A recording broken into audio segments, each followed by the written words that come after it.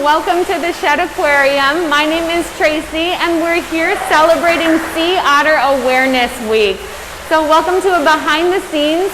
Thank you to everyone who already submitted questions, and if you have any more that you think of as we go along, feel free to throw them in the chat. We want to really get excited about sea otters today and show you and let you meet our crew, our raft of sea otters that we have here. We do have 4 sea otters that live here at the Shed Aquarium.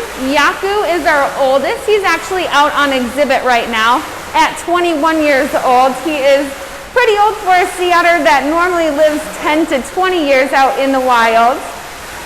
This here that you're seeing nice and close up is Luna. She's a 7-year-old southern sea otter.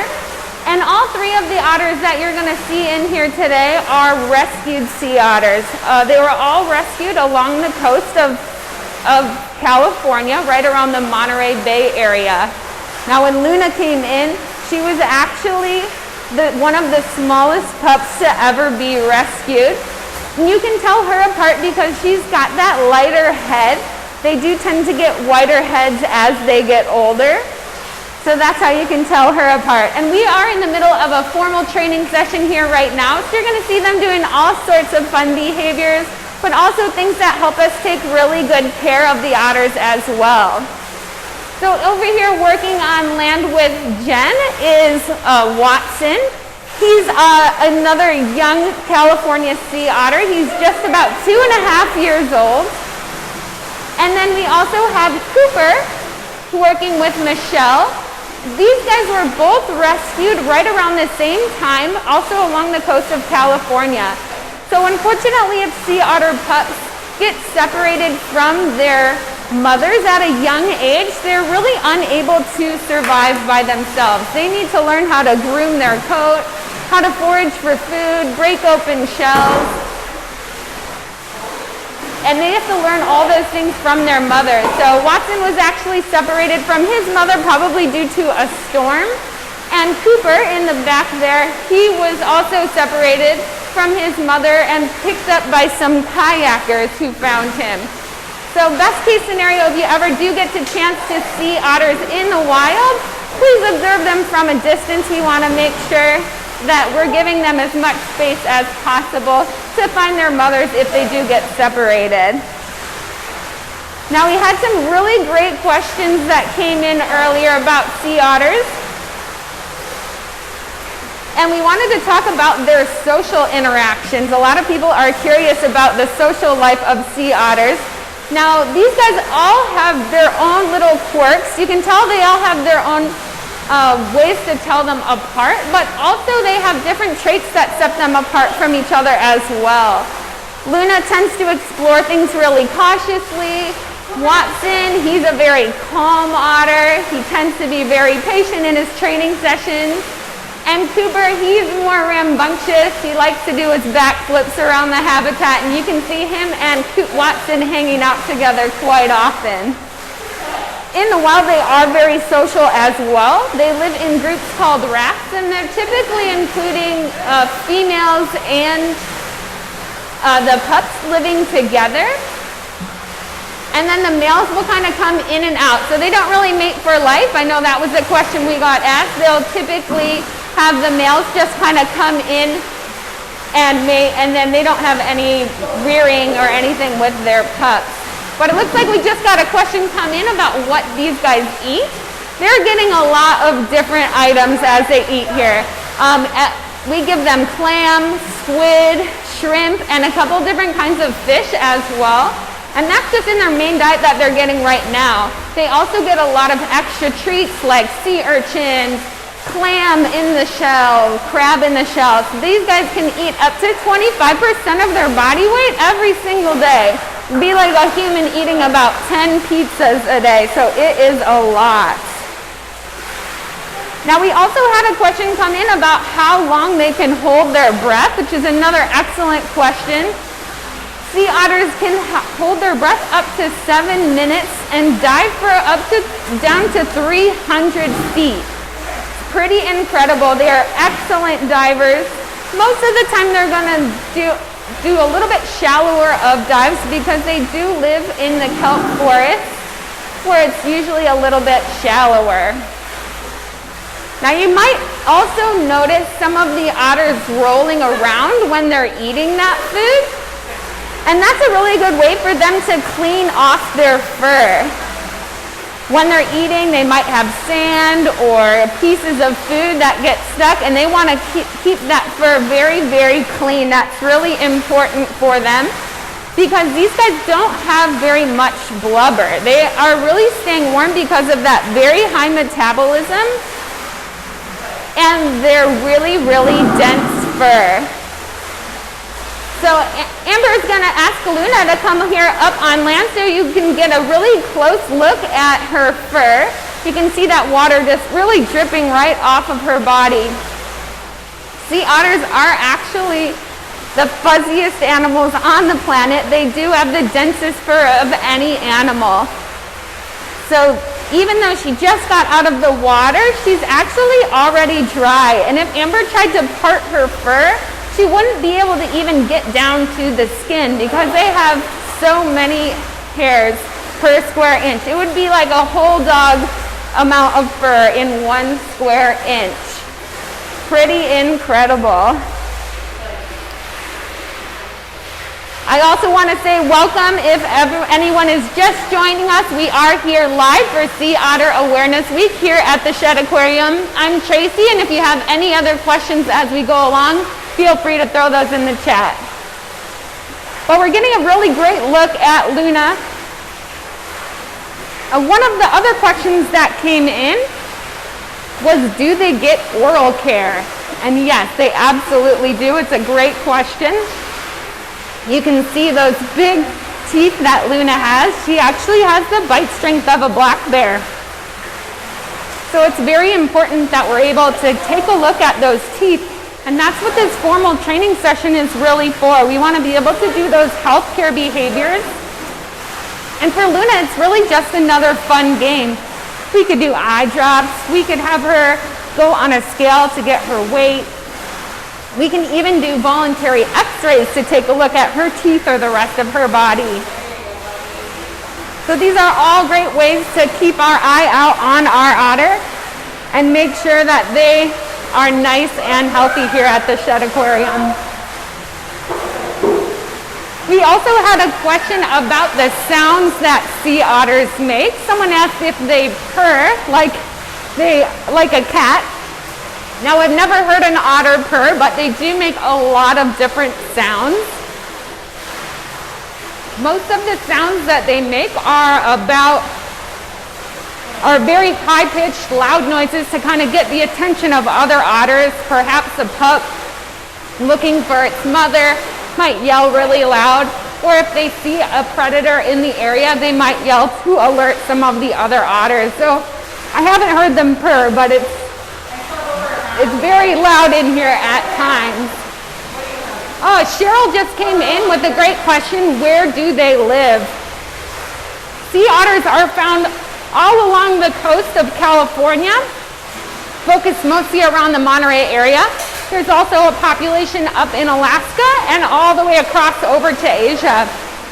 But they live in the kelp forest.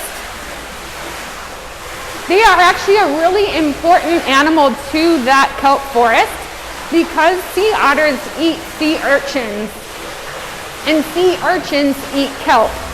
So if there were no otters, there would be a lot of sea urchins, and then they would decimate that kelp forest. So these guys are known as a keystone species. Sea otters are very important to their environment, and they can really help combat global warming by keeping those kelp forests in place, helping to prevent erosion as well.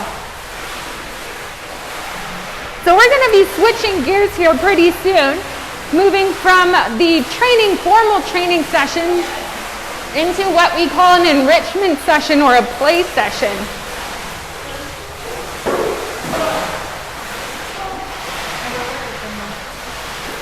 And so what we're going to do is we're going to have the otters swim in the water, and we're going to set up a really fun kind of enrichment foraging time for them. So we want to really encourage natural behaviors,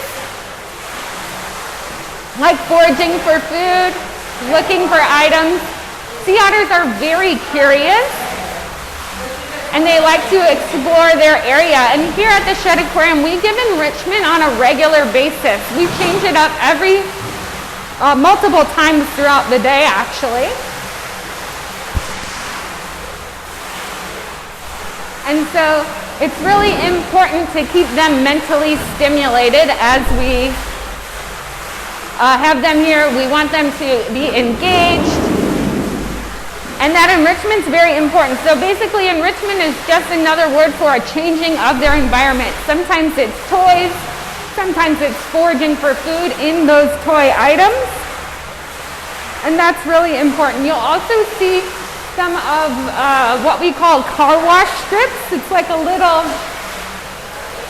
green or purple made out of the same stuff you would find in a car wash. And that helps to mimic kelp. That helps to mimic their natural environment. So you're going to see some of that as well. You might also notice as they're getting their swim, oh, there's another fun trait there. So actually inside those balls there are different treats. They actually have some frozen jello, some unflavored gelatin in there. And they have to work to get that food out. You might even see them use their pocket. One of my favorite facts about sea otters is that they have an extra flap of skin or in one of their armpits, and they can store their food in there. They can actually store some of their favorite tools in the wild. They might put a rock in there to help them get the food open. So you might see them use their pocket as well.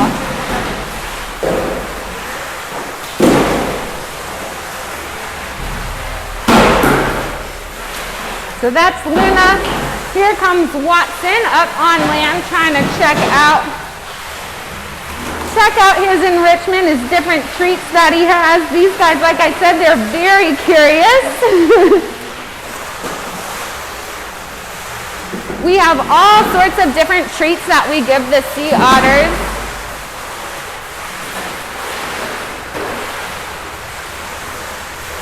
So they're going to get urchin, they're going to get those squid and clam, pollock, capelin, and a lot of it is ice as well, so that goes along with their oral care. It's really helpful for their mouth and their teeth to be able to bite through some of those really hard items. And it takes a lot to care for these otters. So in the wild, they unfortunately aren't doing very well. The southern population is listed as endangered, and that's a lot due to pollution. Also, oil spills are an issue. So unfortunately, they're not doing very well. So one of the ways that you guys can help is by being aware of your plastic use and your oil use, and also the food that you eat. These otters are going to eat what they can find, but as humans, we have a choice of what we're going to eat. So that's really important and one of the ways that you can help. But just by supporting Shedd Aquarium, we really appreciate it, and you are helping otters by learning about them on this wonderful Sea Otter Awareness Week. Now, as Luna comes up, you can get a good look at her body. We had a question come in about how much they weigh. Luna is about 40 pounds. The Watson's closer to 35. And that's, they're still growing. These guys are still growing, so they can get up to 50 or even 100 pounds. The males can get up to 100 pounds. So these two will continue to grow. You can see Cooper with one of those sea urchins. He loves to bang it around on the outside of his habitat, help break it open. So that's what he's doing right now. He would do that in the wild as well. You would break open his shells on rocks that he could find or at the bottom of the seafloor. And as I said, that is what makes sea otters very important to their environment. Looks like we have another great question. How do they float? Really great observation that they are on their backs most of the time. And the reason is they actually put a little bit of air into their fur. So that helps them to stay nice and buoyant. And also their lungs are 2.5 times bigger than most other animals their size. So that really increased amount of air inside their body helps them to stay up at the surface. But they are incredible divers as well. Luna's getting a good taste of what we call formula. That is actually just clam ground up with water with a little bit of food coloring in it and a little bit of jello as well. Again, really good for their teeth, really good for them to encourage these natural foraging behaviors as they come up into one of these play sessions. And this is something that we do on a regular basis. We want to keep them engaged. Luna's going to continue to look for some goodies on there.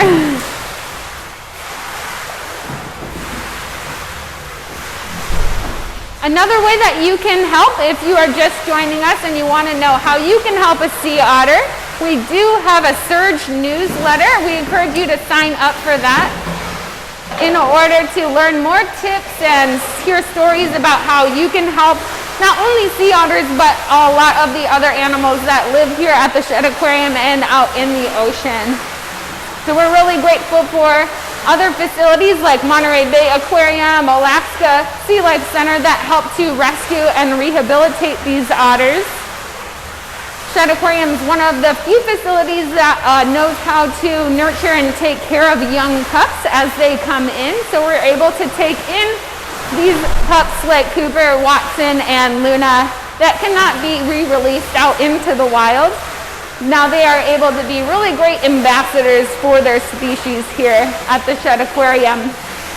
Even though we're right here in the Midwest, it allows people to be able to see them who might not otherwise get the chance. I see them every day and they're always doing something new and exciting. Well, we could watch them play for probably the rest of the day, but we are going to head out. We want to say thank you so much for all the questions that you guys brought. Thank you for your support, and we hope you enjoy the rest of Sea Otter Awareness Week. Have a great one.